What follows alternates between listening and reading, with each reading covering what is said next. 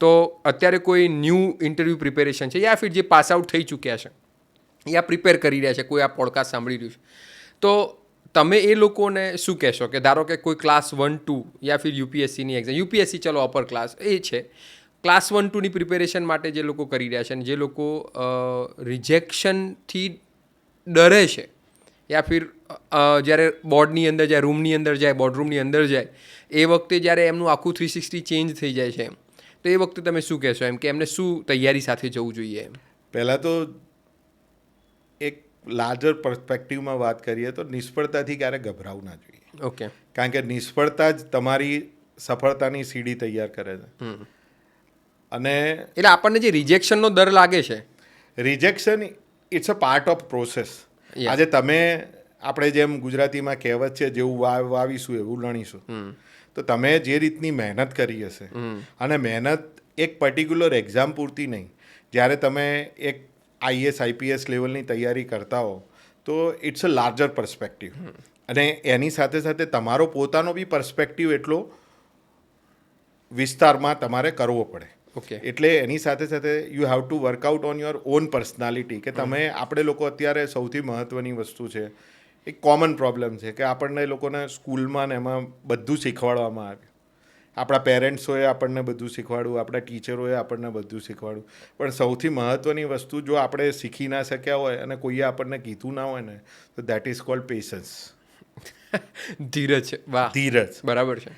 આ બધા જ પ્રોબ્લેમનું કારણ ધીરજ છે, કારણ કે આપણા બધાની અંદર હવે ધીરજ ખૂટી પડી છે. એટલે જ્યારે બી ધીરજ ખૂટી જાય ને, એટલે તમને નેગેટિવિટી તમારી ઉપર હાવી થઈ જાય. એટલે ધીરજ રાખીને તમારી ઉપર વર્કઆઉટ કરતા રહેવું પડે. It's a continuous process. Okay. હું હાલની તારીખમાં ધારો કે એક વખત રિજેક્શન થયું, કંઈ ફરક નથી પડતો. મતલબ તમે એવું કહેવા માંગો છો કે એક સુબહ ફિર હોગી, બરાબર છે, અને એકવાર ફરીવાર ભગવાન તમને ચાન્સ આપશે, અથવા તો તમારી મહેનત જે છે એ પ્રમાણે તમને નંબર ઓફ ચાન્સ મળે જ જવાનો. સવાલ છે કે તમે એના ઉપર વર્કઆઉટ કરો. તો જે ઓડિયન્સ અત્યારે સાંભળી રહી છે એમાં તમે મેસેજ સીધો આપવા એ જ માગો છો કે તમે તમારા ઉપર વર્કઆઉટ કન્ટિન્યુઅસ રાખો, તમારું ખુદનું ઓબ્ઝર્વેશન કરો, તમારા જે વીક પોઈન્ટ્સ છે એને નોટ ડાઉન કરો અને એના ઉપર વર્કઆઉટ કરો. બિલકુલ બિલકુલ. બરાબર છે. ભાઈ, તમારી સાથે ખરેખર વાત કરીને ખૂબ આનંદ થયો. મને એવું લાગે છે કે હજી આ પોડકાસ્ટને વધારે ખેંચું, પણ સમયની મર્યાદા છે.